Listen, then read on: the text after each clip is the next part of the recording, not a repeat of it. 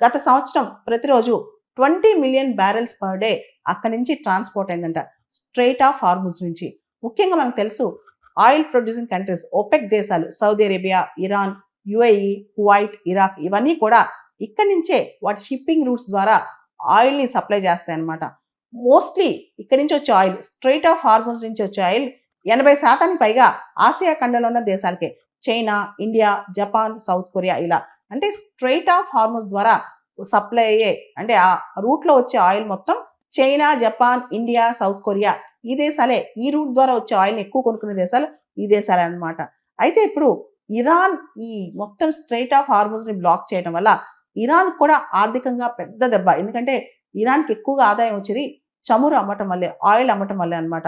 And Iran oil ఎక్కువ కొనుక్కునేది, 90% Iran oil కొనుక్కునే చైనా అనమాట.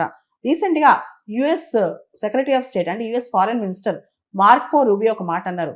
ఈ స్ట్రెయిట్ ఆఫ్ హార్ముజ్ మూసివేయకుండా, స్ట్రెయిట్ ఆఫ్ హార్ముజ్ క్లోజ్ చేయకుండా చైనా ఇరాన్ పైన ఒత్తిడి తేవాలి. ఎందుకంటే స్ట్రెయిట్ ఆఫ్ హార్ముజ్ ఇరాన్ కూడా నష్టమే కాబట్టి, స్ట్రెయిట్ ఆఫ్ హార్ముజ్ని క్లోజ్ చేస్తే ఇరాన్ కూడా ఆర్థికంగా బాగా నష్టమే కాబట్టి ఇది చాలా పెద్ద విపత్తు అవుద్దని, కాబట్టి ఇమీడియట్గా ఆపేసేయాలి, స్ట్రెయిట్ ఆఫ్ హార్ముజ్ని క్లోజ్ చేయకూడదని చెప్పి మార్కో రూబియో చైనాని ఇరాన్ పైన ప్రెషర్ పెట్టమని అడుగుతున్నారు అనమాట.